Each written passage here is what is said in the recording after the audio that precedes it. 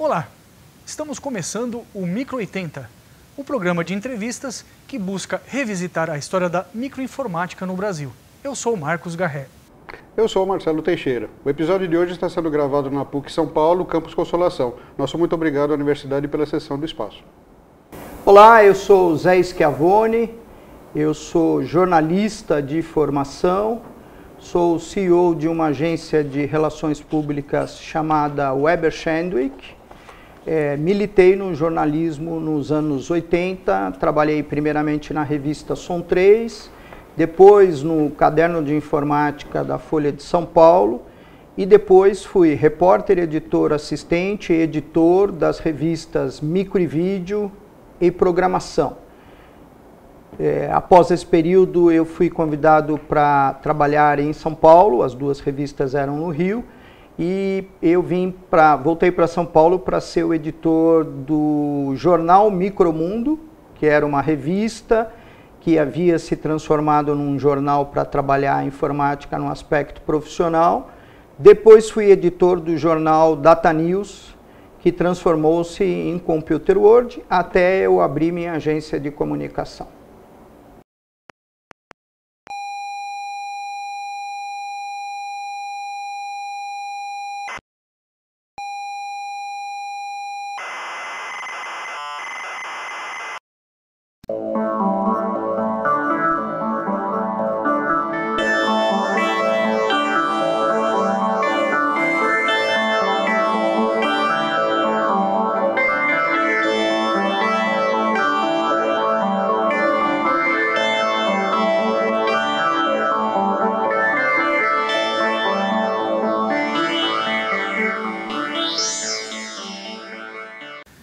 Queridos espectadores, estamos hoje com o Zé Schiavone aqui, jornalista que nos dá a honra da presença dele aqui no Micro 80.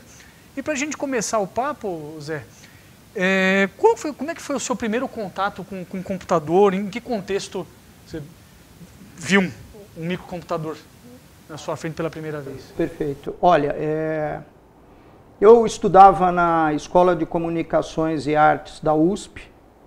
A escola não tinha computadores e enquanto eu fazia o curso de jornalismo, eu dava aula de inglês e português num colégio técnico no bairro do Tatuapé, que se chamava Colégio Lavoisier.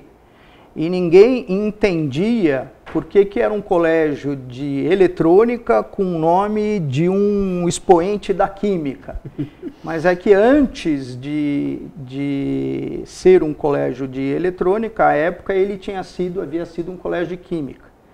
E eu me lembro que eu era professor, muito jovem, mas dava aula de inglês e português, já que como jornalista só era possível trabalhar depois de formado oficialmente, e um professor trouxe um kit, que se eu não me engano era o kit do TK-80, alguma coisa, o TK-80 ou TK-85, e aí era aquele tecladinho de membrana que vocês se recordam, a CPU era um negócio encapsulado e ali foi o primeiro contato. Ou era o 80 que era kit ou era o 82 que já 82, isso. 82, Mas eu acho que era o 80, porque era um kit. Porque era kit, né? Não, 82 isso, já era comercial. Já era comercial. Aí a gente começou a ver e foi a primeira vez que eu tive contato com o que estava acontecendo na área de tecnologia, né? Então, como a gente já viu no documentário que vocês mesmos organizaram, era uma época que o Brasil estava desbravando a questão da tecnologia, né? E a gente tinha tecnologia do ponto de vista de computação empresarial, né? Eram os grandes centros de dados, os CPDs, as áreas de processamento. Mas, assim, você ter a oportunidade de ter um microcomputador na mão, funcionando com o seu gravador de fita, era uma experiência muito inovadora, porque a tecnologia até então estava restrita às grandes empresas, ao centro de processamentos de dados. Quando você chegava num CPD e você pedia o trabalho, eu sempre me lembro, as pessoas apontavam para um quadro que tinha sempre nos CPDs, que era para quando você quer o trabalho, e tinha um montão de figurinhas rindo. Né? Isso era famoso, né? Exatamente. Então você chegava com o trabalho e as pessoas falavam, meu, entra na fila aí. E com esse kit, a gente tinha a oportunidade de desenvolver aquilo que a gente quisesse. Era uma forma ainda bem incipiente, bem simples, mas era uma maneira de dar poder ao usuário. Né? Então a gente percebe que isso foi bastante transformador. Né? Parece que não, já está tão distante no tempo, mas a gente não consegue muitas vezes entender quão importante foi a barreira de você fazer uma requisição no departamento de informática da empresa, a você ter o poder de fazer o seu programa de computador. Né? Então eu tive contato com aquilo, eu achei muito legal, e depois eu fui trabalhar, enquanto ainda eu fazia a faculdade e dava aula nesse colégio, eu tive a oportunidade, já no último ano, de fazer alguns trabalhos para a revista Som 3. Ainda muito focado. Lembra mais ou menos o ano? Lembro, é 1982. Bem no começo. Bem no começo, e tinha uma parte da revista que ganhava mais projeção. A revista era dividida em 3 segmentos. Tinha um segmento que era o forte da revista, que era análise de hardware de som. Então, nós testávamos equipamentos na primeira parte da revista, e na segunda parte da revista você tinha críticas de discos. Inclusive a editora 3, ela pagava as críticas, os profissionais que faziam as críticas, ela pagava dando o disco que você fizesse a resenha. Então eu falei, não, obrigado, eu preciso viver, eu preciso pagar minhas contas, eu preciso estar do outro lado da revista, que é o trabalho, vamos dizer assim, jornalístico. Então aí a gente fazia uma programação por períodos, íamos na Sharp, na Gradiente, nas empresas que trabalhavam com venda de produtos, e fazíamos os testes dos produtos. Pegávamos os produtos, testávamos, devolvíamos, e não era um teste extremamente sofisticado, mas a gente descrevia como era o produto. Né? E essa foi uma iniciativa que foi... Eu trabalhei durante um período, foi também um período no qual a revista começou a integrar nas edições uma parte de software e uma parte de hardware de computadores e videogames. Aí posteriormente eu saí da revista Som 3 e fui trabalhar no caderno de informática da Folha de São Paulo. O caderno de informática, ele havia sido criado há 3 meses. Ele ainda era um apêndice da Ilustrada, o editor da Ilustrada era o Matina Suzuki, e o José Eduardo Mendonça foi quem eu considero meu primeiro editor. Então ele me deu uma coluna, que era uma coluna que fazia análise de vídeos de locadoras. Se vocês se recordam, a gente não tinha muita disponibilidade para acessar games, ou fitas de vídeo. A locadora era então a gente ia nas locadoras ou nos clubes de vídeo. Né? Eu me lembro de um que tinha grande na Rua Estados Unidos. Áudio, exatamente. Josias também? Josias, e tinha também na Faria Lima várias locadoras. Tinha o Gaba, que tinha a locadora dele. Então a gente percorria esse cenário.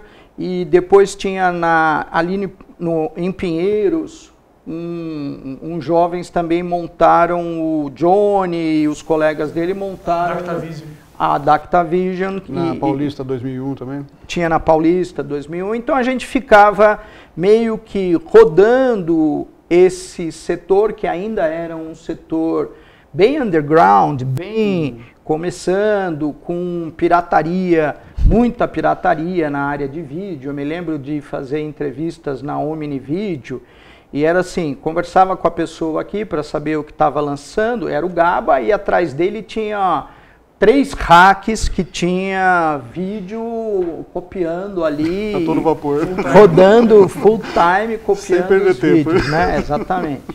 Eram realmente, a gente estava... Era um momento mágico mesmo da demanda, né? Isso. Todo mundo queria. Exatamente. Então, é importante a gente falar aqui, porque as pessoas às vezes não se recordam. Qual que era o objeto de desejo das pessoas na área de vídeo, ou videogame, ou som um pouco mais sofisticado, né?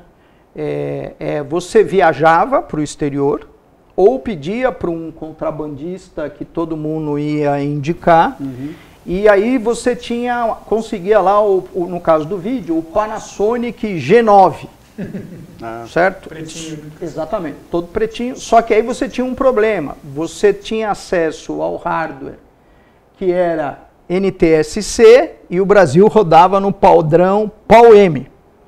E aí você tinha que transcodificar. Então aí você tinha um cara lá que fazia transcodificação na Avenida São Walter, ali pertinho da Praça Pan-Americana. Aí você levava o seu vídeo lá, depois de 3 dias você voltava e aí sim você poderia assistir em cores. Uma coisa impensável. Sem precisar trazer uma TV dos Estados Unidos. Sem precisar trazer a TV. Uma coisa impensável hoje isso, né? E aí, quando eu estava entrando nesse mercado de vídeo, eu e a minha irmã, a gente teve uma ideia, que eu acho que foi uma ideia bacana de empreendedorismo na época. As pessoas traziam os equipamentos ou traziam as câmeras.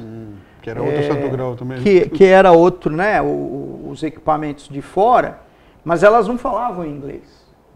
Então, eu consegui com um editor meu da revista Som 3, na época, que era o João Clodomiro do Carmo, ele colocou uma nota na revista falando de uma iniciativa de vender manuais traduzidos para as pessoas que compravam as câmeras e não sabiam operar. E aí eu e a minha irmã traduzíamos o manual, colávamos as figuras e vendia os manuais pelo correio, entendeu? A pessoa fazia um depósito. Exatamente. Era como a gente tentava desbravar esse mercado, né?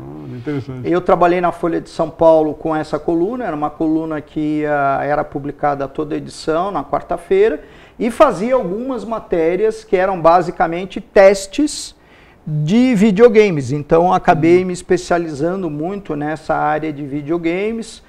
Foi aí que a gente começou a fazer resenhas sobre os primeiros videogames que estavam oficialmente chegando ao Brasil. O Odyssey, acho que foi o primeiro deles. Depois a gente teve os clones do Atari. Depois a gente teve o Atari oficial, né? Eu me lembro de ter feito uma matéria bem interessante na CCE. Eu fui na CCE fazer uma matéria sobre um aparelho de som que a CCE estava trazendo.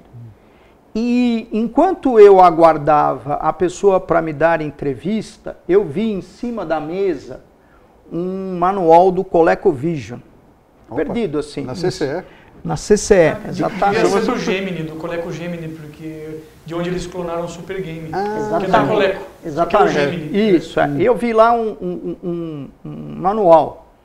E aí eu fiz a minha entrevista, normal, tranquilo, e ao sair eu falei, vocês estão preparando para trazer o Gemini para o Brasil? E aí o Eduardo Swerner, que era filho do dono, o diretor da empresa, falou, Não, não posso falar nada sobre isso. É a mesma coisa que dizer que sim. Para jornalista, o que é isso, né? É atiçar. Exatamente. Então, Sim, vai sair logo. O que eu fiz? Eu saí de lá, voltei para a redação, liguei para o pessoal que tinha a loja de games lá na Henrique Alves, eu acho que é esse o nome da rua, o Johnny, falei com ele, falei, vem cá, você tem aí um Gemini ou um Coleco qualquer para eu fotografar? Ele falou, tenho. Aí eu mandei o fotógrafo lá e bati a matéria que era CCE prepara entrada do Coleco no Brasil, que era basicamente a minha... Meu primeiro furo. Um furo baseado no fato de que eu achei um manual, Largado. que eu fiz a pergunta e a pessoa falou, não posso falar sobre isso agora, e que eu fui buscar uma foto e ia escrever a matéria. E o pessoal ficou muito bravo. Sensacional, né? Porque eu dei o furo, né? Então a gente tentava trabalhar um pouco no mercado, tentando cobrir essa indústria nascente sem ter muito a ideia do potencial que ela tem, né? Então hoje, quando a gente faz rapidamente, só um corte para hoje eu presido uma agência global que comprou a minha agência aqui no Brasil em 2011, que se chama Weber Shandwick, e um dos nossos clientes é a Electronic Arts. Né? Então, quando a gente percebe o que empresas como Electronic Arts, Activision, né, o que elas representam, quando a gente vê que essa indústria hoje é maior que a indústria de Hollywood, maior que a indústria do cinema,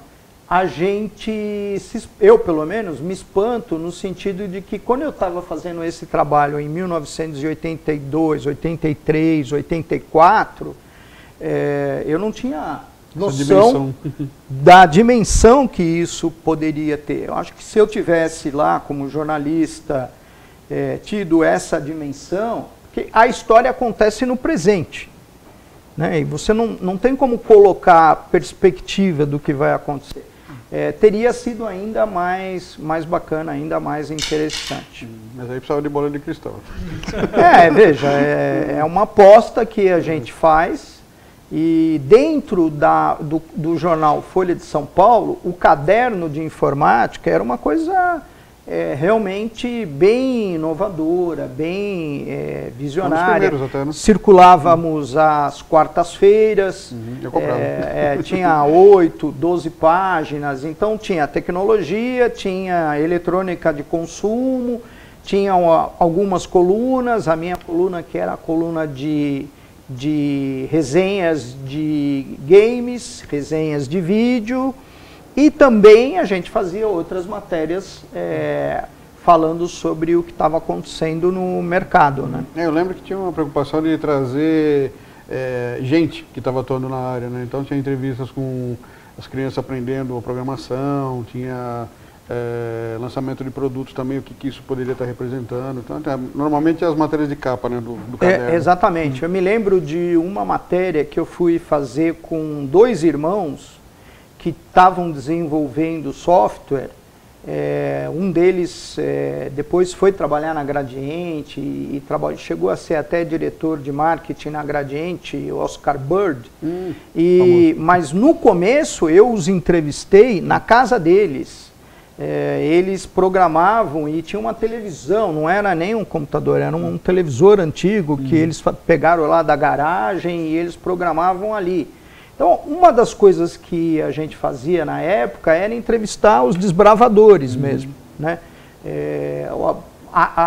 O mercado ainda era pouco exposto a gente de fora, empresários de fora, pioneiros do mercado, né? Então, a gente era basicamente a indústria brasileira, inspirada na indústria americana, e que trazia kits para o Brasil, ou trazia microprocessadores, gravava lá as EPROMs e reproduzia aqui de uma maneira bem doméstica a tecnologia, né? Eu tenho um outro caso que eu acho que é muito interessante.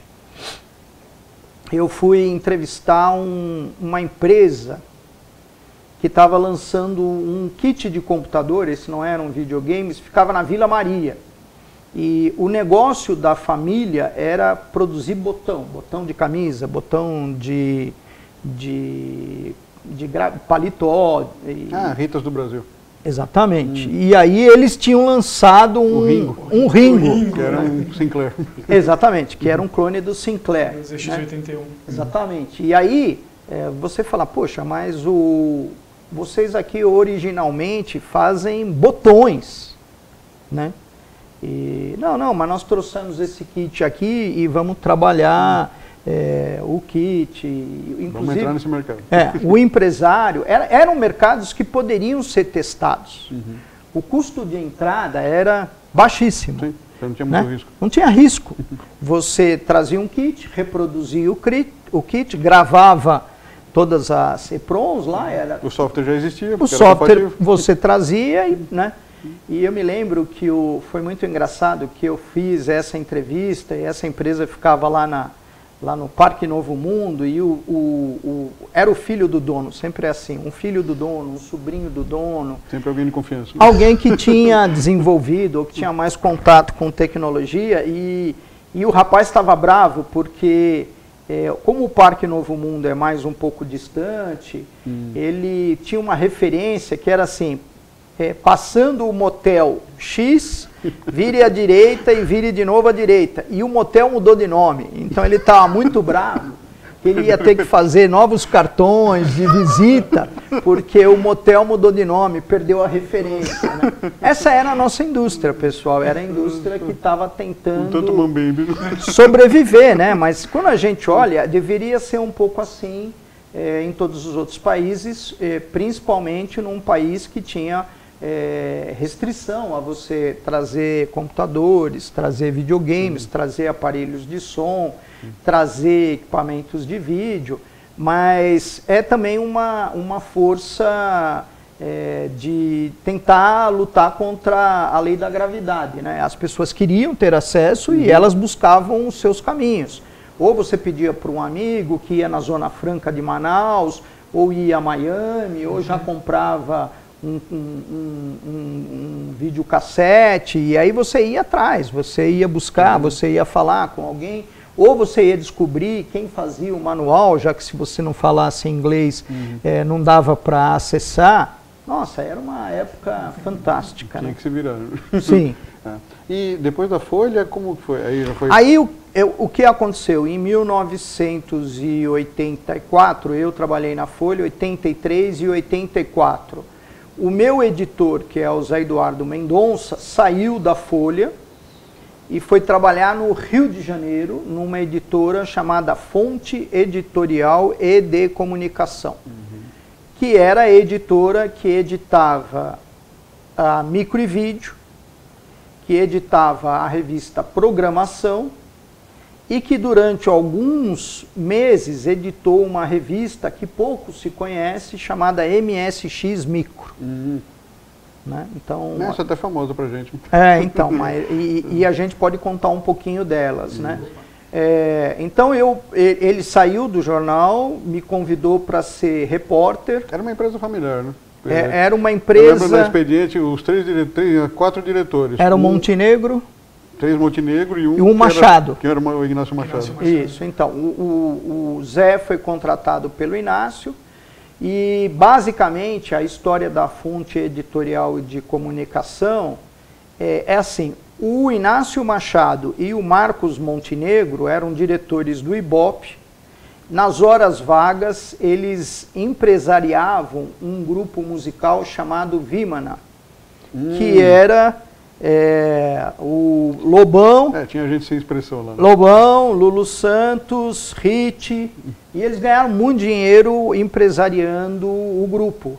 E com o dinheiro que eles ganharam, eles montaram a Fonte Editorial que relação interessante. de comunicação. Depois eles conseguiram um aporte do Ibope, só que a gente não podia nunca dizer que o Ibope era dono de um veículo de comunicação, porque o Ibope, se vocês se recordam, desde sempre, ainda naquela época era uma empresa familiar, medir audiência. Então, medir a audiência de emissoras de TV. Né? Veículos então, também, né? Veículos, e aí você teria um conflito. Então, o Ibope ficava na Uruguaiana, no Rio, né, na travessa da Presidente Vargas, e a fonte editorial e de comunicação ficava na Alcindo Guanabara, que era um pouquinho, aliás, na Avenida Passos, que era um pouquinho à frente da onde ficava o Ibope, ao lado do prédio da Embratel, ali na Presidente Vargas. Então o Zé foi convidado para ser editor, me convidou para ser repórter. A gente tinha uma redação que ficava em São Paulo, no Edifício Itália, e a sede da editora na Avenida Passos. A gente trabalhava remotamente e na hora de fazer o trabalho de fechamento da revista, a gente ia para o Rio de Janeiro e fazia o fechamento da revista lá. Então aqui em São Paulo era só um escritório mesmo? Era só a redação, um escritório, a área comercial. Se envolveu também um outro irmão do Marcos Montenegro, que é o Fábio Montenegro, e a gente ia passava uma semana ali fechando a revista. E aí nós fizemos a Micro e Vídeo, fizemos a programação e fizemos a MSX Micro. O que aconteceu é que, mais ou menos uns 4 meses depois que o Zé Eduardo foi convidado para ir para a fonte editorial, ele recebeu um convite da editora Abril para fazer uma revista de música chamada... Eu acho que era Bis, alguma coisa assim. Bis, com 2 vezes, né? Isso, revista Bis. Que era mais ou menos a ideia da editora Abril de concorrer com a revista Som 3, né? Mas muito focada em conteúdo. Então, fazer entrevistas com bandas de rock. E aí o Zé Eduardo foi para a editora Abril. Letra de música traduzida. Letra de música traduzida, entrevistas com bandas do Brasil e de fora. Era uma revista, e se vocês se recordam, anos 80, a gente já estava ali no meio dos anos 80, a ditadura já estava um pouco mais claudicante, já tinha mais liberdade para composição.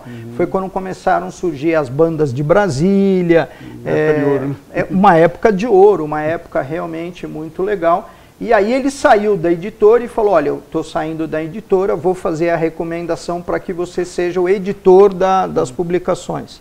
Então eu que fui repórter, editor assistente, passei a ser editor da Micro e Vídeo e da programação, que era uma revista mais voltada para PCs. Sim. Então o ambiente PC mesmo foi, a programação era voltada para PCs.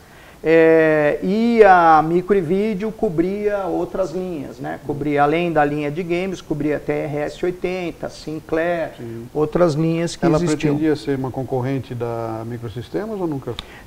Eu acho que sim, o foco era muito concorrer com a Microsistemas, mas tentando ter uma pegada um pouco mais jornalística. Né? A Microsistemas, eu acho que era uma revista bem técnica. A Micro e Vídeo era técnica, mas tinha um caderno, ou tinha uma primeira parte, que era mais jornalística, que a gente discutia como está indo a indústria, como é que nós estamos avançando no Brasil. Tinha os artigos. Tinha os artigos. Então, eu vejo, né, olhando de fora, a Micro e Vídeo era mais reportagem na primeira parte, e a Microsistemas, que era tocada pela Alda Campos, ela era muito mais técnica, né? É interessante contar para os espectadores que depois eu e a Alda Campos fomos trabalhar juntos na IDG, que naquela época era a Computer World do Brasil. A gente conseguiu ali o diretor da subsidiária, o Ney. Eu sempre achei curioso, Acho que eu era louco na época, porque eu ficava lendo o expediente das revistas. Olha, mas isso é bom, que você... E eu lembro dos nomes. O nome dele eu não esqueço, cara. O Ney Seara Cruel, com Isso, Cruel, né? Cruel. E o apelido é Ney Será Cruel. Eu imaginava que tinha Ele era trocadilho. o presidente da empresa. Na verdade, Não obstante, ele era cruel. Ele pegava no pé, mas não era tão cruel. Era a função dele. E é interessante contar isso também, porque as pessoas não sabem das histórias, né?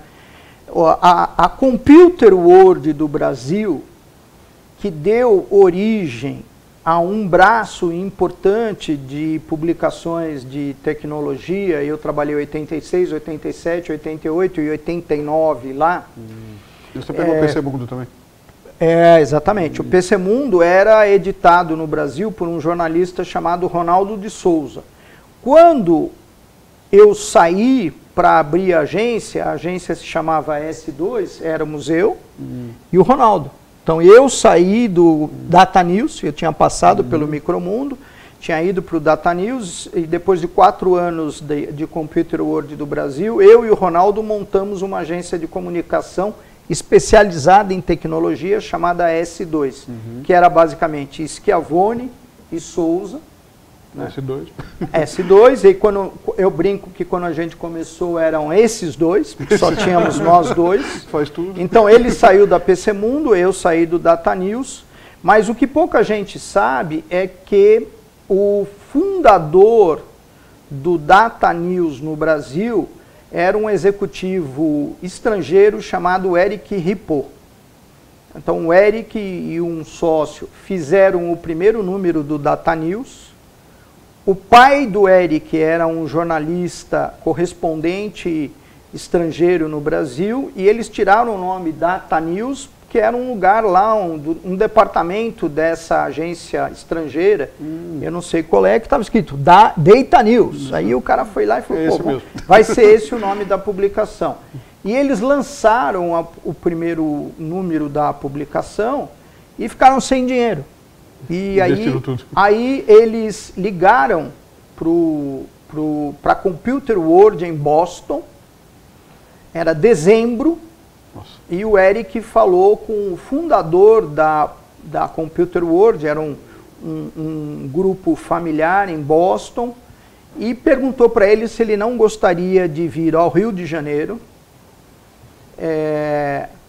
estudar o mercado para lançar o número 2 dessa publicação, já como uma divisão da editora Computer World dos Estados Unidos, que era o grupo IDG. E aí eu me lembro que o presidente, me foi contado, né? O presidente falou assim, quantos graus está aí no Rio de Janeiro em dezembro? Né? E aí o Eric falou, tá uns 40 graus aqui. Tá um calor danado. Aí o cara olhou pela janela em Boston, em dezembro, e falou, eu vou ao Brasil. Tô indo. Tô indo ao Brasil, aqui tá muito frio. Tá indo muito frio e foi curioso, que aí eles ficaram uma semana fazendo os planos dessa revista, e aí no final o Eric, que não era brasileiro, o Eric, que é um nome francês, mas acho que a origem dele era suíça, eles falaram, então agora nós vamos fazer um último teste para ver se a nossa sociedade vai funcionar.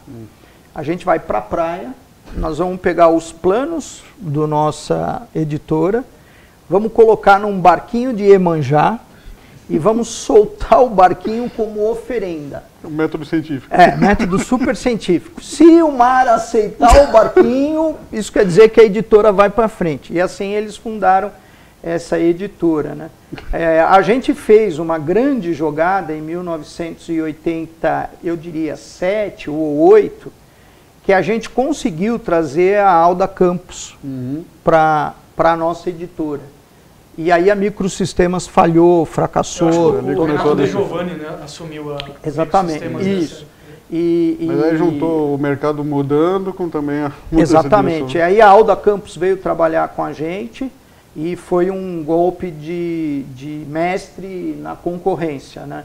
E aí a Microsistemas não avançava. E o que motivou ela sair? Foi a Eu acho o fato de trabalhar num grupo internacional, né? A Microsistemas era uma revista mais familiar, né? E aí foi mais realmente vir para uma proposta. Hoje a Alda mora na Alemanha, né? Mas durante muito tempo ela trabalhou na Computer World do Brasil. É curioso também, né? Essa época, eu dei um salto, eu já vou voltar para a época dos videogames.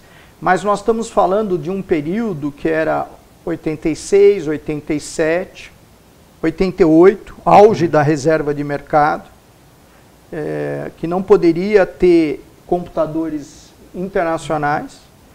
E nós trabalhávamos numa editora que era 100% americana, olha que curioso.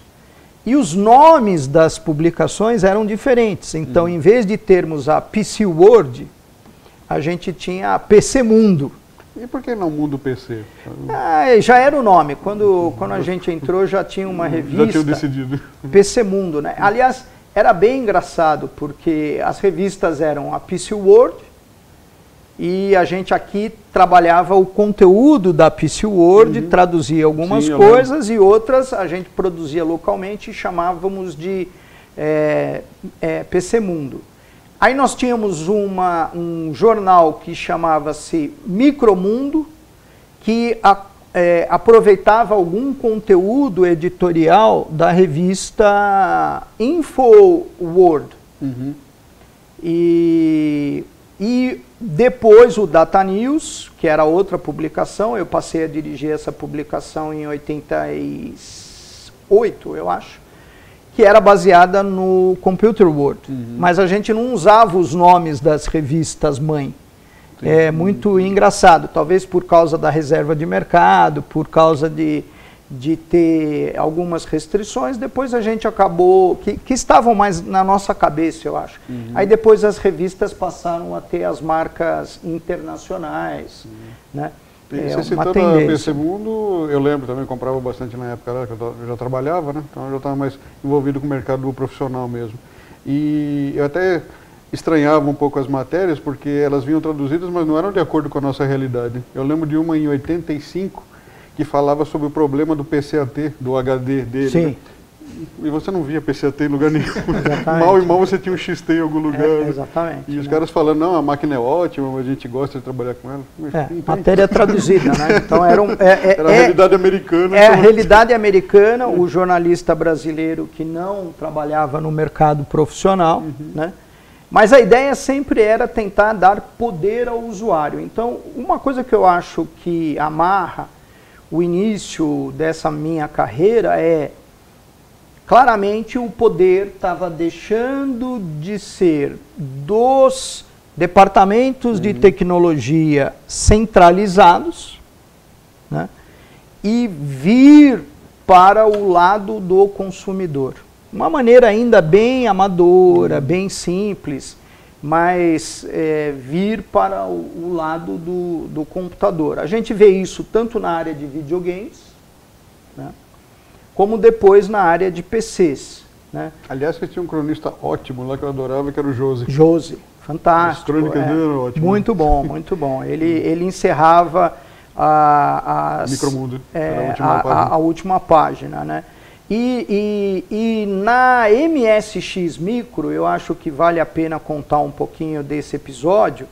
A gente tinha um cartunista que era o Glauco, que foi assassinado anos atrás em São Paulo, que ele era cartunista da Folha. Então eu trabalhava muito, porque eu tinha trabalhado na Folha, trabalhava muito com colegas que também eram correspondentes do jornal, ou tinham trabalhado no jornal, Maurício Bonas, o Carlos Thompson. Maurício Bonas é muito gente fina, a gente entrevistou ele para os anos 80. O Glauco ele chegou a fazer algumas tirinhas para microvídeo. Exatamente, então a gente fazia, um pouco tardio, mas... exatamente, a gente fazia, né? E o projeto da MSX Micro, ele coincidiu com o lançamento no Brasil do modelo local da linha 400, da linha Color. Então tinha 2 fabricantes no Brasil, a Sharp, ela desenvolveu um computador chamado Hotbit. Isso. E a Gradiente, que desenvolveu um computador chamado Expert. E tinham jogos, tinham... Então era um novo padrão que baseado no MSX-DOS, que tinha sido desenvolvido pela Microsoft com programadores e empresas no Japão. Então, aliás, foi um lançamento faraônico aqui, não foi? Exatamente. A ideia era criar o padrão de 8 bits no Brasil. Exatamente. E aí a gente tinha a revista e basicamente ela tinha acordos comerciais tanto com a Sharp, com o Hotbit, quanto com a Gradiente, que produzia o Expert. E aí a minha maior responsabilidade no primeiro número da MSX Micro era fazer um teste dos dois computadores. Acho que foi logo no número 2. E dizer qual, na opinião da revista, então pensem bem, uma revista que tinha 2 anunciantes, certo? E nós, jornalistas malucos, nos propusemos a fazer um teste para dizer qual era a melhor compra, né? E aí eu falei que a melhor compra era o Expert. E o pessoal da Sharp queria me matar. Adorou, né? Obviamente. O pessoal da Sharp queria me matar. Foi muito curioso, porque quando eu fui fazer a entrevista sobre o MSX Micro na Sharp, o gerente de produto era um cara chamado Mauro Muratório Notti. Que veio a ser presidente da Microsoft. Que veio ser presidente da Microsoft. Que mora hoje no exterior. No Brasil. Não, ele mora no Brasil já. Mora. Voltou para cá, então. Voltou no Brasil. Hoje já rodou tudo. Exatamente. Então, eu fui entrevistar o Mauro. O Mauro era uma coisa que pouca gente sabe. O Mauro era sobrinho do Matias Macchilini. Mas trabalhava na empresa normalmente sem usar o fato de que ele era sobrinho do dono. Sem privilégio. Sem privilégio algum. Então fui fazer uma entrevista com ele no Campo Limpo e eu lembro que eu cheguei 1 hora atrasado. Já começou mal. Peguei um trânsito e aí conversei com ele e depois acreditei que o projeto da Gradiente era melhor e jornalisticamente falei, olha, o projeto da Gradiente é melhor. Se vocês se recordam, o MSX, o Hotbit, ele tinha ainda uma necessidade de gravação de software, então ainda precisava que você tivesse um gravador para você... ele não tinha uma unidade de disco, ele não tinha uma unidade de dados. O Expert ele era um pouquinho mais... o foco, né? A Sharp ficou bem com o mercado doméstico Isso, mesmo. E ele era focava mais semi-profissional. Exatamente. Então era uma carinha de computador. Fora a cara dele, né? Tinha um teclado pouquinho mais acabada. E o Hotbit ele era como se fosse o Apple mesmo, né? O conceito de Apple. Né? Curiosamente, conheci o Mauro lá. No Micromundo, eu fui o primeiro jornalista a escrever que o Mauro tinha ido para a Microsoft. E depois trabalhei muitos anos com o Mauro na Microsoft. A minha agência de comunicação foi a assessoria de imprensa da Microsoft no Brasil durante 17 anos. Então, por conta desse trabalho, interagi algumas vezes com Bill Gates, Steve Ballmer, e acompanhei o crescimento da Microsoft na área de games. Você conheceu o Eurico Braz também? O Eurico Soalheiro Braz. Sim, né? Porque ele é português. Exatamente. E o Eurico, uma vez, ele disse que ele ia trazer a Ziff Davis para o Brasil. E eu e o Ronaldo, que era meu sócio na S2, antes na PC Mundo, a gente apelidou o Eurico de Eurico da Ziff, porque ele ia trazer a Ziff Davis no Brasil e ele não trouxe. A Byte acabou sendo lançada por outro caminho, que depois foi licenciada pela IT Media e desenvolveu o que hoje é a IT Media. Né? Nem se chamava IT Media na época, o Adelson e o Miguel estavam montando uma editora e pegaram a representação da Byte no Brasil. Depois veio a Information Week também, né? Ou é de outra? Veio a Information Week pelo Hélio, só não me recordo o nome dele, e então era a época onde as editoras internacionais tentavam entrar no Brasil com representações. A vantagem do grupo IDG, que era o grupo que editava Computer World, é que nós éramos 100% americanos. Então a gente tinha, não tinha uma representação, éramos a empresa, era muito mais fácil, né? Mas eram épocas bacanas, né? Na área de videogames, eu acho que a gente teve um progresso tremendo, né? Quando vocês olham a indústria, quando vocês olham como você tem canais de televisão hoje, que basicamente de resenhas. E nós fomos os caras que abrimos um pouco esse mercado com o facão, com a picareta. E principalmente acabou sem mapa, né? Você não sabia sem mapa e sem saber como evoluir. Porque não se tinha base, por exemplo, para fazer um review de um jogo de Atari, de Odyssey, por exemplo. Você desbravou. Basicamente o que a gente fazia, a gente ia para as locadoras e passávamos um período lá assistindo o jogo. E tendo uma experiência que era uma experiência muito pequena, né? Ficava ali 15 minutos, 20 minutos rodando. Perdia tudo. Exato, né? Então eu me lembro, por exemplo, River Raid, que eu adorava jogar River Raid. Não tinha tempo para você ir descrever quais eram os obstáculos de acordo com as fases. O objetivo não era esse. O objetivo era dizer como era o jogo em poucas linhas e passar para outro jogo.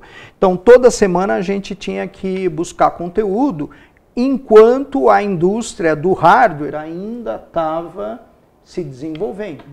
Essa era outra questão também que a gente queria saber. Como que se definiam quais os jogos que iam sair em cada edição da Microvideo, por exemplo? Basicamente a gente via o que estava vendendo. Certo? Então, a locadora era a nossa fonte de informações. Ou então, algum lançamento. Né? Também olhava as publicações a gente olhava as publicações internacionais e a gente... Pessoal, lembrem-se o seguinte, o que nós estamos falando aqui para vocês é a era paleozoica. Sem internet. Não tinha internet.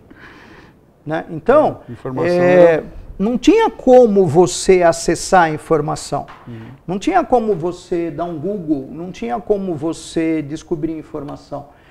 Não havia BBS ainda funcionando no Brasil, você não tinha onde pegar informação. Então era basicamente um trabalho de curiosos.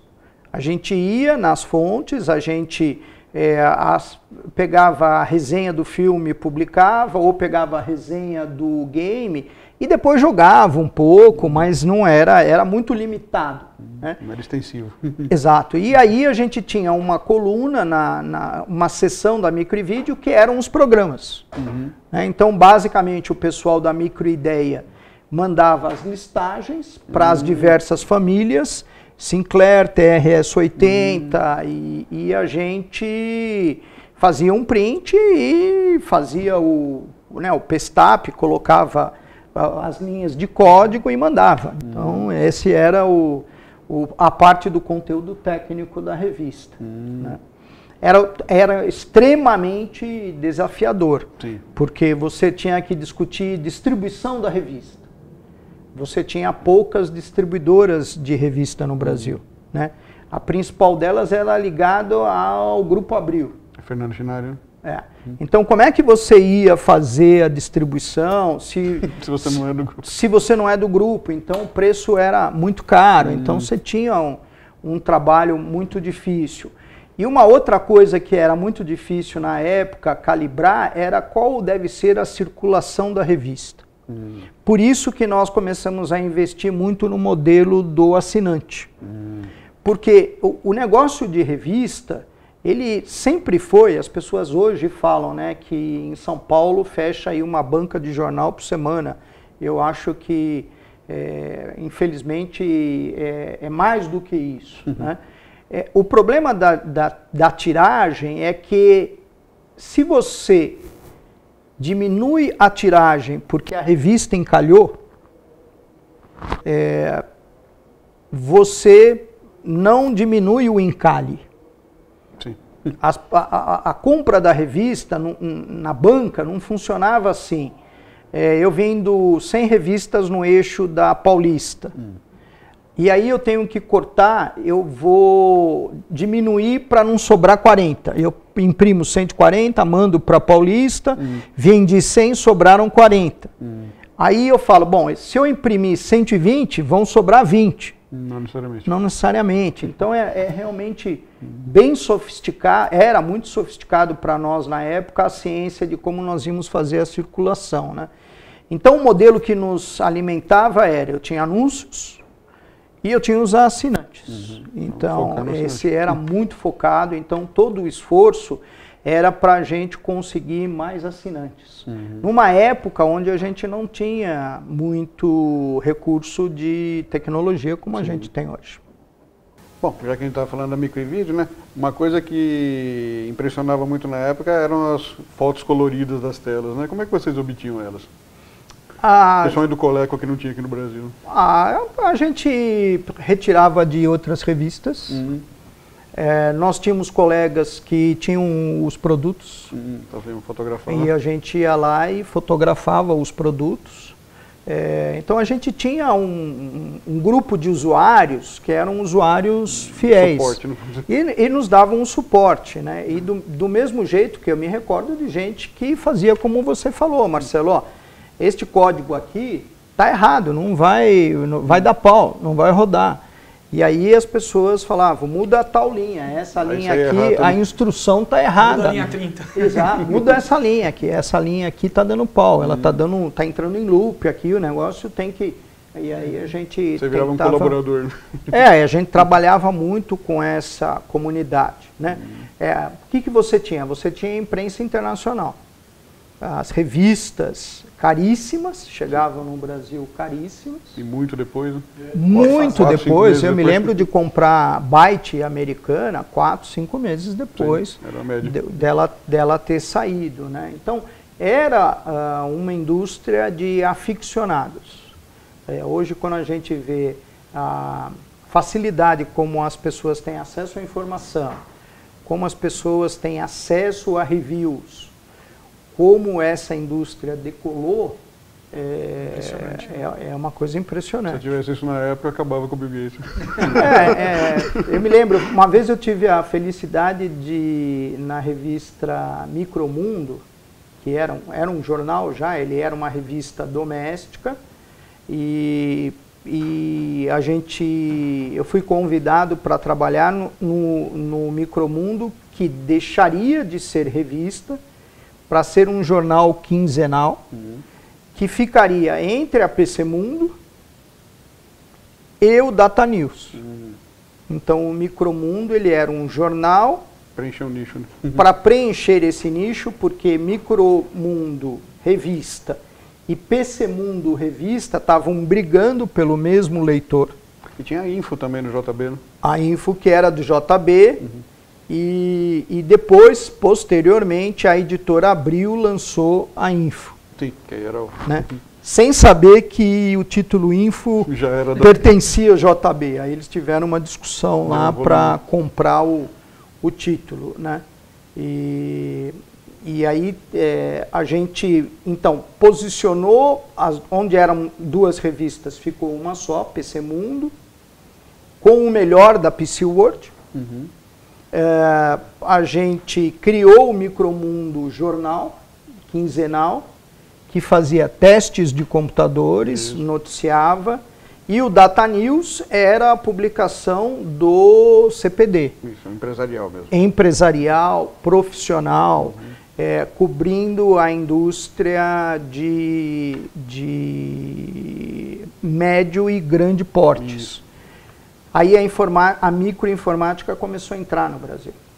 E nós chegamos a ter no Brasil 80 fabricantes de PCs brasileiros. Né? Então, por isso que eu digo, tinha o Ego, que foi o primeiro da Softec, depois surgiu o Microtech, e aí começaram a surgir os outros clones. Surgiu o Nexus, que era da Scopus, que utilizava um sistema operacional chamado Cisne. Surgiu um que particularmente eu gostava muito de usar, que era o Monidata, Monidata eu usei bastante também. E era um... A Proceda também fez um OEM com eles. Isso, a Proceda era dona de parte da Monidata. Então eles faziam todo o OEM para a Proceda, mas era um PC muito confiável. Quando eu saí da revista e montei a agência em 1980, saí da IDG, saí do Data News e montei a S2 junto com o Ronaldo, basicamente nós começamos a agência com 2 computadores. Um que era o XT-PAC, que era um portátil de 14 quilos, ok? Com tela de verde, de 2 ou 3 polegadas, mais 5 polegadas, isso, umas 5 polegadas, disco do lado. Isso. A história desse computador... Da Microtech também. Da Microtech. A história desse computador é muito engraçada, não do meu, que eu comprei, usado da Microtech, né, em sociedade com o meu cunhado, e que depois eu comprei... um computador. Exatamente. Aí eu comprei a parte dele e levei para a agência. Mas a história do XT-PAC, que foi lançado como PC-PAC, que era um clone do Compaq, que o pessoal queria dizer que ele era um computador portátil. E ele pesava 14 quilos, pessoal, não estou brincando.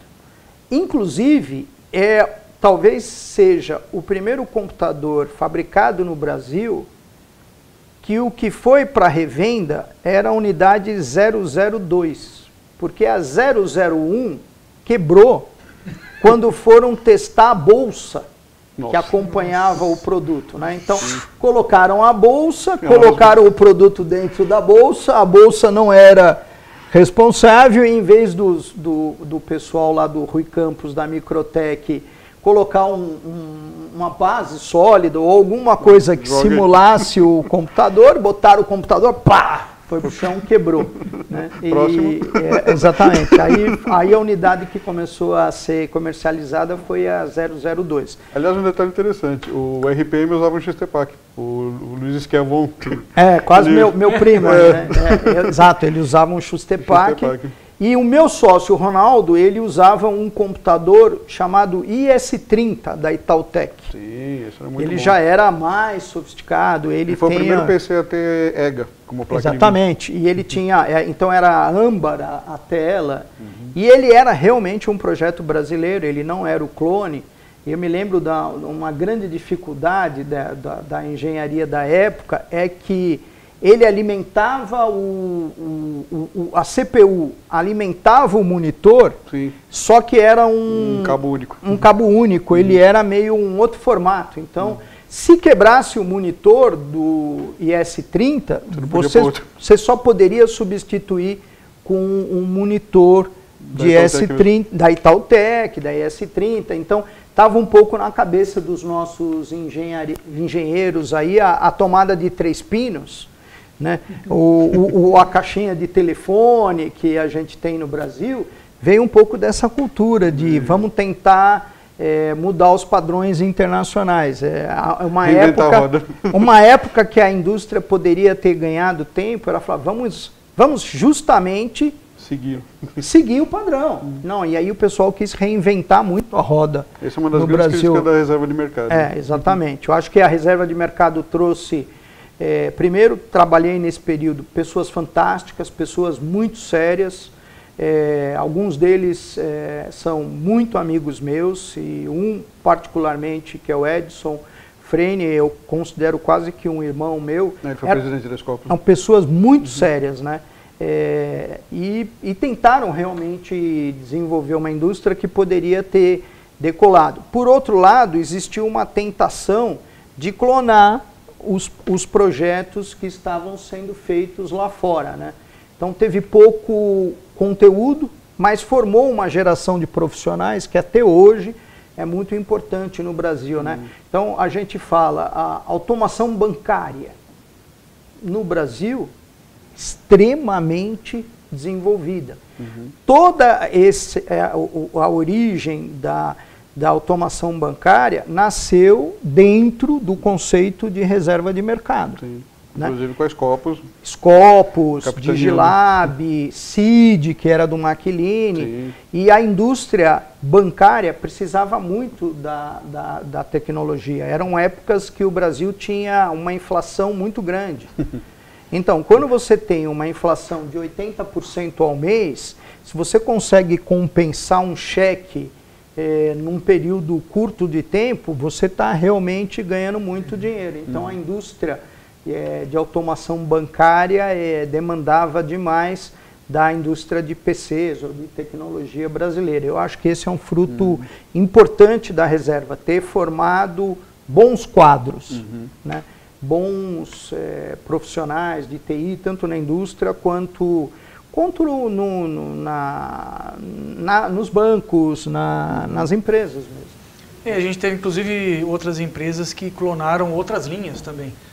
Apple II teve diversos clones de Apple II ou da Sinclair, como a Prológica, a Microdigital. Você lembra dessas empresas, da Microdigital, da Prológica? Sim. Alguma curiosidade a respeito? Olha, eu me lembro muito bem da Microdigital, ficava no bairro da Barra Funda. A maior referência... né? Exatamente. Os irmãos Covari. Exatamente. E a maior referência é que ficava em cima de uma padaria, alguma coisa, aí você ia lá, você fala, não, pega tal padaria, sobe ali, vai falar com os Covari lá que estão em cima da padaria. Foi ali que Melhor nasceu que a empresa. Melhor que o outro exemplo que eu dei, né? A gente teve também um caso muito interessante que foi da Unitron. Unitron. A Unitron, ela tentou trazer para o Brasil o primeiro clone do Macintosh. Foi uma saga. Né? Ainda existem alguns. A gente tem notícia de pessoas que tem. Você tem mesmo? Mas da Unitron? Sim, o Mac 1512. Então, eu me lembro de uma feira de informática que o stand da Unitron era enorme e no centro do stand você tinha o clone deles numa redoma. Desmontado. Ele estava ali desmontado e era a grande sensação da empresa que tinha conseguido clonar o Apple, né? A Apple ficou muito brava na época e tentou trabalhar... azar, o presidente era o Sarney, que cedeu a pressão.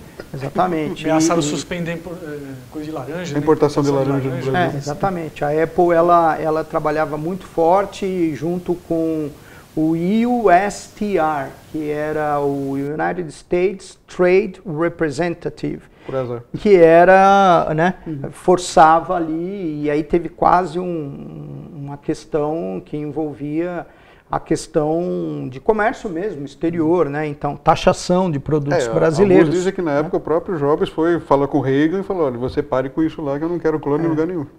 Exatamente, mas essa indústria, ela se desenvolvia da forma como ela podia se desenvolver, né? O que a gente percebe, pessoal? Havia a vontade das pessoas de terem acesso aos produtos. E as pessoas arrumam um jeito de fazer arruma um jeito de buscar. Saciar esse desejo. Porque eu tenho um desejo. Eu entendo que isso é inovador. Eu entendo que aqui está nascendo alguma coisa grande, né? Eu tenho uma indústria de software também evoluindo. Aquilo que a gente tinha clones de softwares, tinha o ABC, por exemplo, que era um clone de um software chamado Volkswriter. Você tinha uma planilha que se chamava 123. Tinha o Samba. Tinha o Samba, né? Depois nós entramos na questão das redes.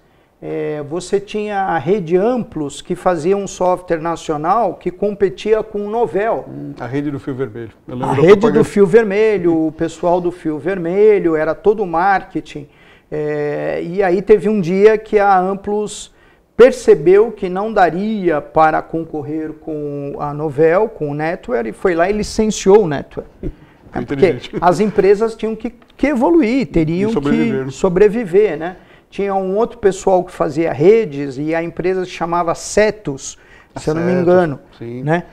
Então, era o pessoal que fazia as placas de rede, que já era o futuro da microinformática, muito empresarial. Eles anunciavam bastante no Micromundo. Exatamente. E muito empresarial, né? Então, a Microsoft crescendo, evoluindo, tentando depois evoluir para o ambiente de servidor, que foi quando foi lançado o Windows NT, e o Windows NT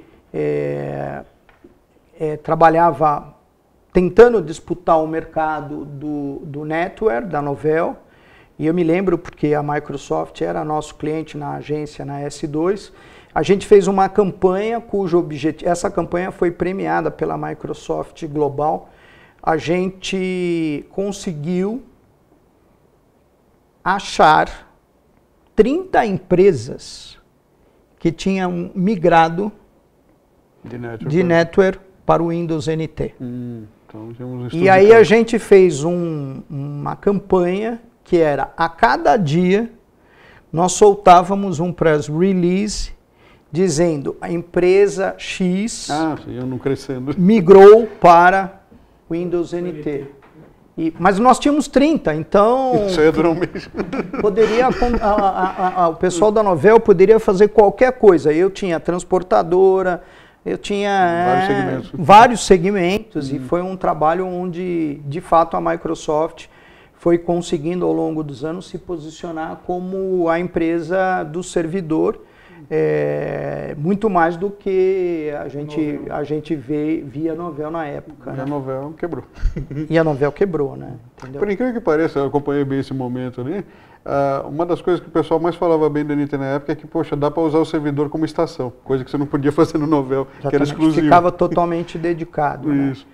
E na área de videogames, eu me lembro bem que o Atari foi o projeto que dividiu a indústria brasileira. Né? Então, como vocês bem reportaram no documentário sobre o ano do nascimento dos videogames no Brasil, o Atari foi o divisor de águas. Foi aquilo que a gente viu, que de fato nós saímos de iniciativas pioneiras pouco estruturadas, ou pouco organizadas, né?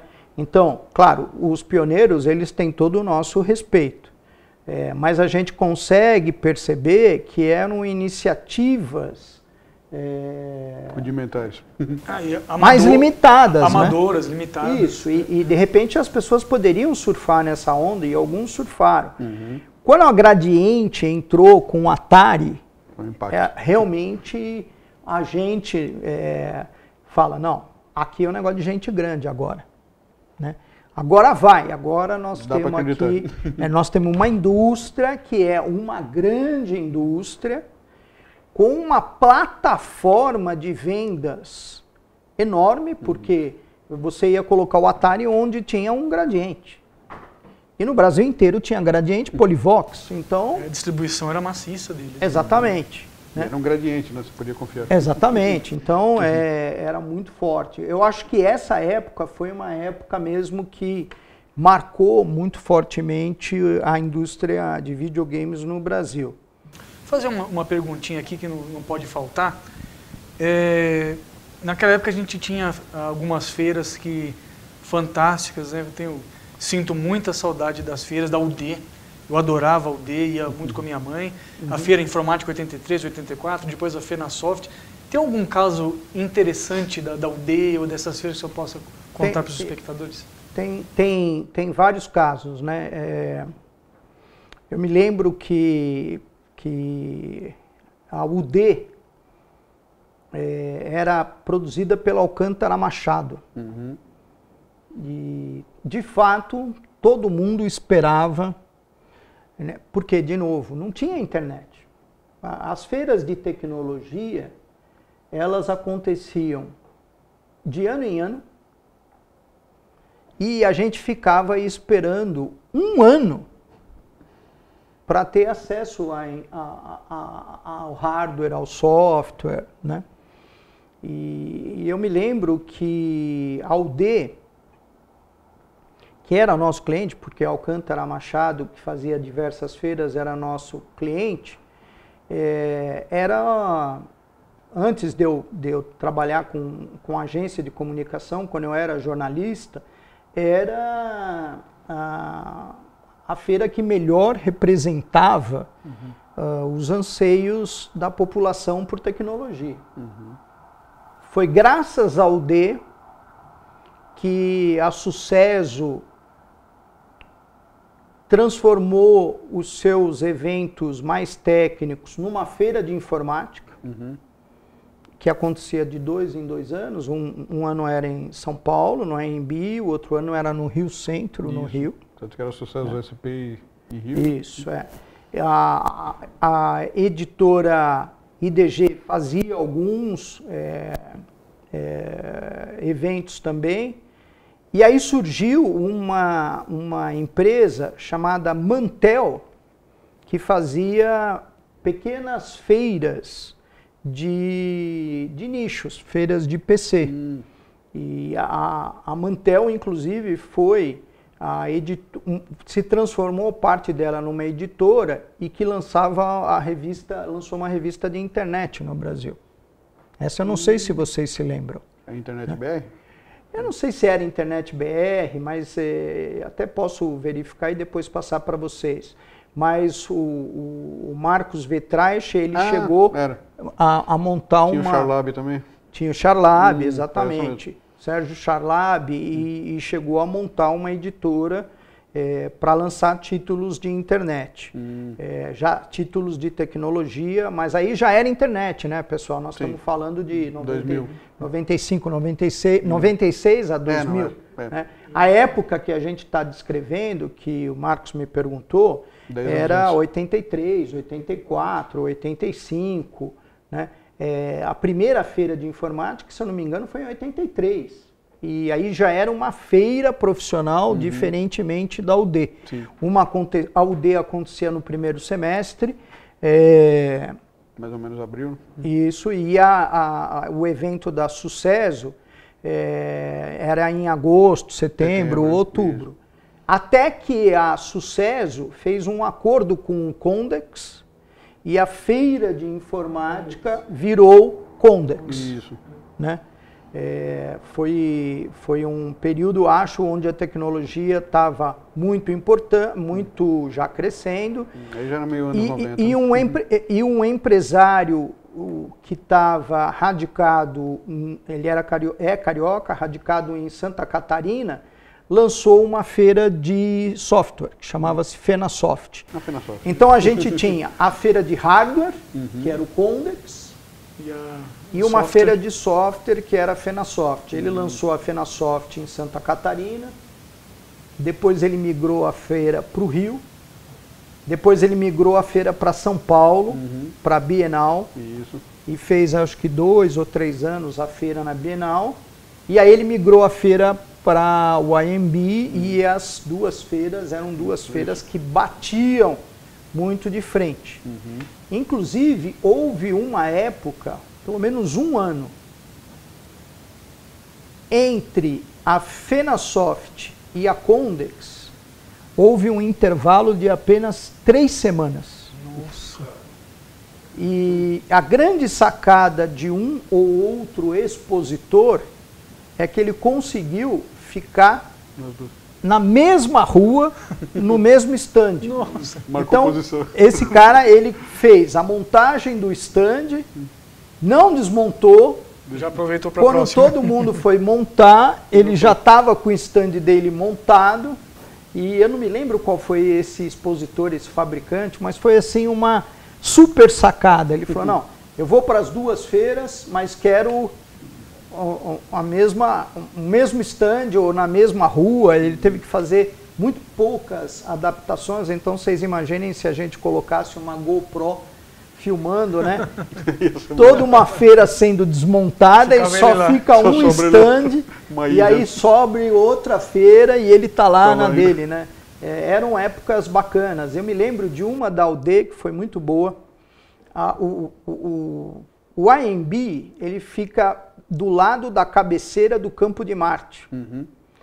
E uma vez, durante uma dessas feiras, um avião caiu em cima da feira. Nossa, eu não me lembro disso. E ficou preso nos alicerces da estrutura do AMB. Nossa, então, eu não me lembro disso. O que fazia? Parava a feira para tirar o avião. Para pegar o avião. Para pegar o avião, ou deixava-se o avião lá até a feira acabar. Então você tinha rezar para ele não cair. Um motivo a mais para você. Bom, aí os bombeiros subiram, os técnicos analisaram lá. Ele não vai cair, ele não impactou a estrutura. Segue a feira. Vida que segue. E aí você visitava a feira e uma hora você olhava para cima e tinha um avião monomotor parado ali na feira. Só faltava alguém colocar uma placa de empresa, né? Exatamente. Né? A FenaSoft cresceu muito. E eram feiras que atraíam 1 milhão de pessoas em 5 dias. Era massa mesmo. Né? Então, a gente que trabalhava no setor, já com agência de comunicação, a gente tinha muitos clientes na feira. Porque quando nós montamos a editora, a agência basicamente, com o nosso expertise de ter trabalhado no IDG, a gente tinha clientes que eram clientes da área de tecnologia.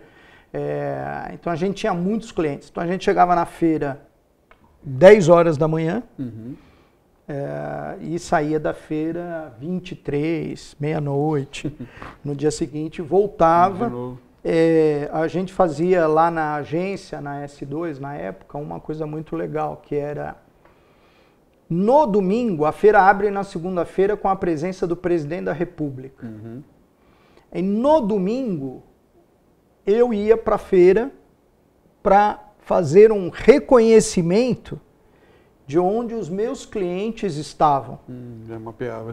Então, quando a gente começava a feira na segunda-feira com a visita do presidente, o meu desafio era conversar com os jornalistas que faziam a assessoria de imprensa da presidência, para conversar com algum ministro, para conversar com o Guazelli, que era o organizador da feira, ou o Max, que era o organizador da FenaSoft, para fazer com que o presidente ou a autoridade parasse no estande dos meus clientes. Poder tirar foto. Para poder tirar foto, para você sair na matéria à noite. Então, quando os meus concorrentes que tinham agência de comunicação chegavam na feira, eu já tinha um roteiro e de como ia ser feito o roteiro, e lá a gente ia influenciando para falar... ministro, vamos dar uma paradinha aqui nessa empresa. Aqui, por favor, aqui mesmo. Vamos dar uma entrada. Agora, segue, né? E depois, curiosamente, aí a gente foi fazer um trabalho para as feiras. Então, a gente trabalhou muitos anos com o Condex, trabalhei muitos anos com o FenaSoft, aí não podia fazer esse trabalho que tentasse influenciar para visitar um outro cliente meu. Aí tinha um roteiro, e o roteiro pré-definido era o roteiro que fazia com que o presidente ou a autoridade andasse. Eu me lembro do Heraldo Pereira, que hoje apresenta o Jornal das 10 da Globo News, muitos anos na Globo. Ele era na época o repórter que seguia as autoridades, e a gente saía correndo ali no AMB, no tapete vermelho, virando assim, andando e eu me lembro que eu e o Heraldo, a gente falava, vamos lá, corre aí que temos que chegar nesse papo, porque depois, uma hora, a autoridade parava para dar entrevista.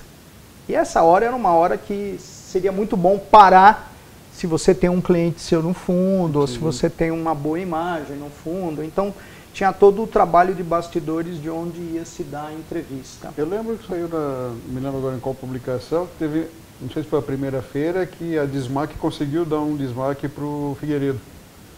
Como é que ela conseguiu essa... Então, deu 8 mil? Deu 8 mil. Apple 2?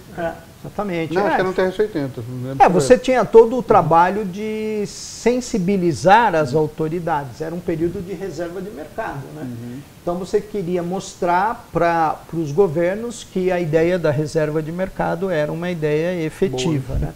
Você conseguir dar um presente para o presidente da República, né? Dar um computador seu, eu chamaria de um golaço mesmo, né? Então quem conseguiu fazer isso realmente fez um golaço, né?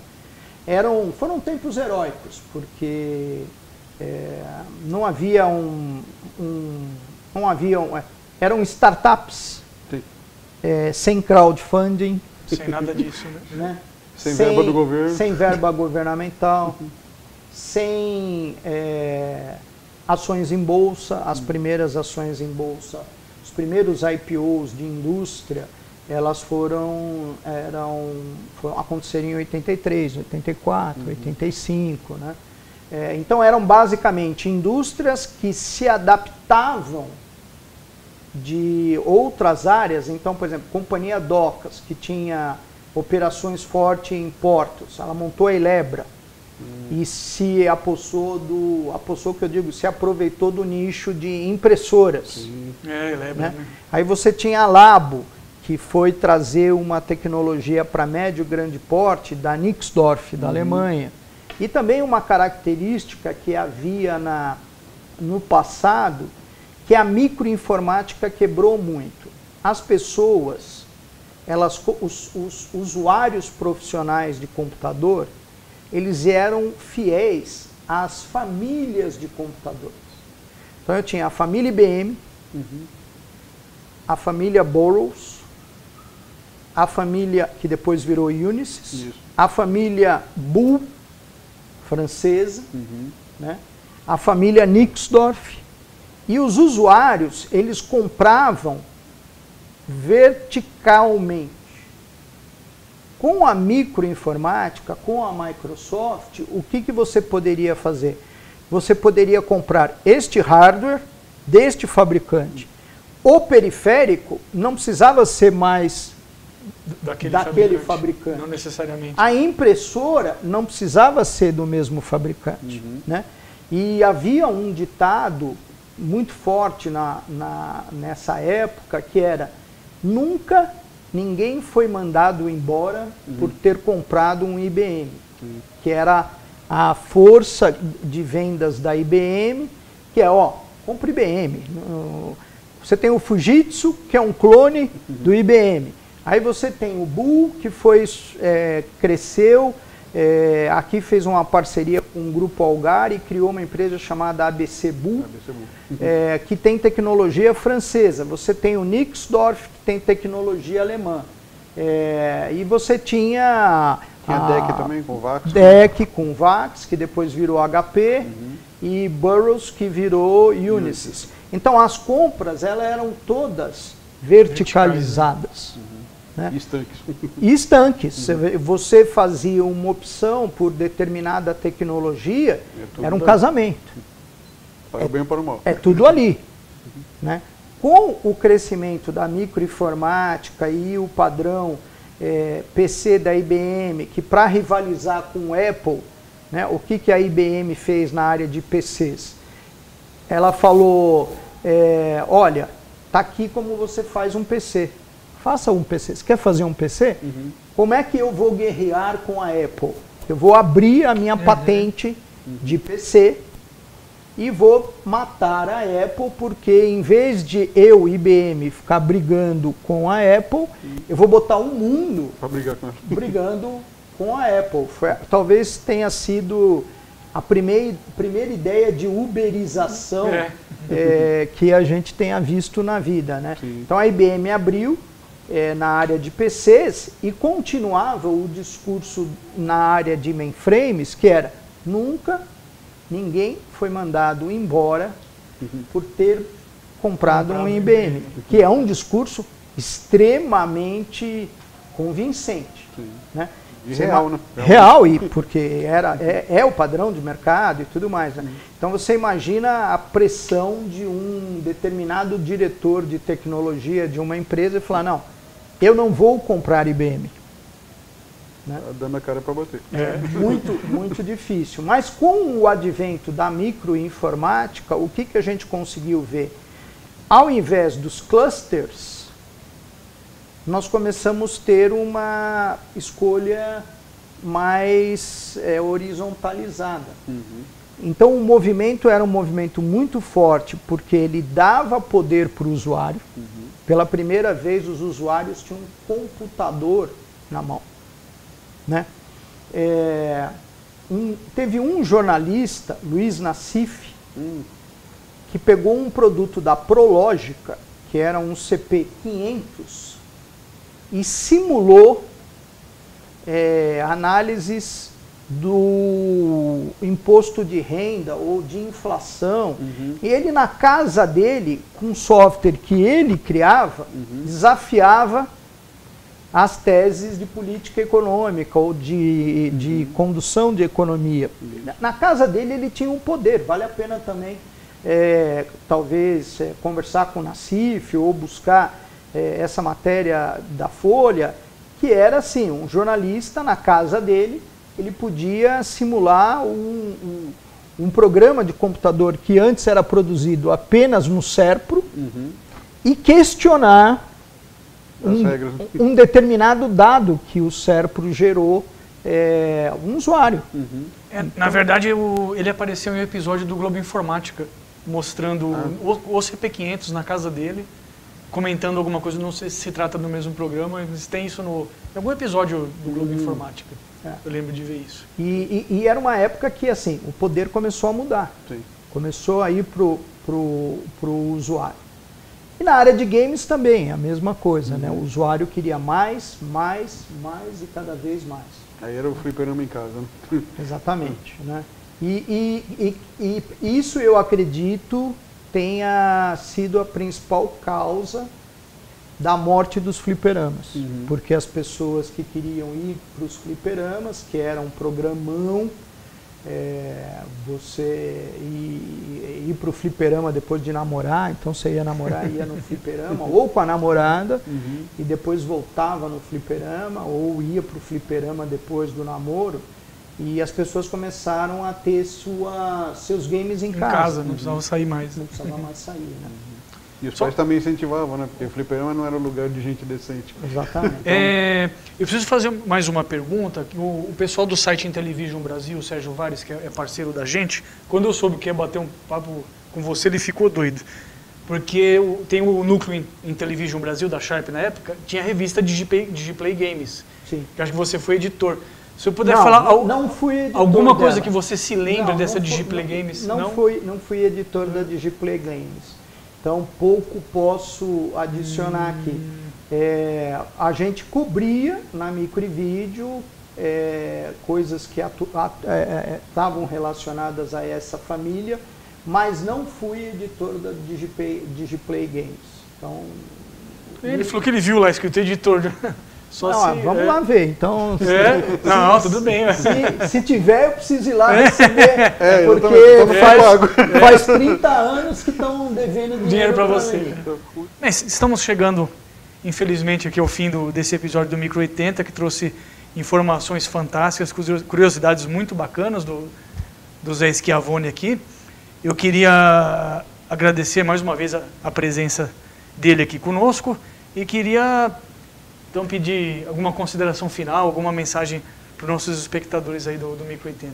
Olha, o que eu acho que a iniciativa de vocês de buscar a história da tecnologia no Brasil, dos computadores, dos videogames, é uma iniciativa fantástica. Então, eu acho que vocês estão de parabéns de resgatar essa história. Essa iniciativa é uma iniciativa fantástica, super importante e estimulo que vocês continuem a conversar mesmo com as pessoas, porque tem diversas gerações assumiram um compromisso com essa história e sem saber muito para onde a gente estava indo. Eu acho que cada um na sua área, né, na indústria, na imprensa, no comércio, criou momentos fantásticos. Então, parabéns, eu é que agradeço por ter sido convidado e desejo muito sucesso aí para a série de vocês. Muito obrigado. Obrigado. Alguma colocação, Marcelo? Não, mesmo. Obrigado pelo presente. Obrigado, Marcelo. Obrigado, Marcos. Obrigado. Tchau, tchau, pessoal.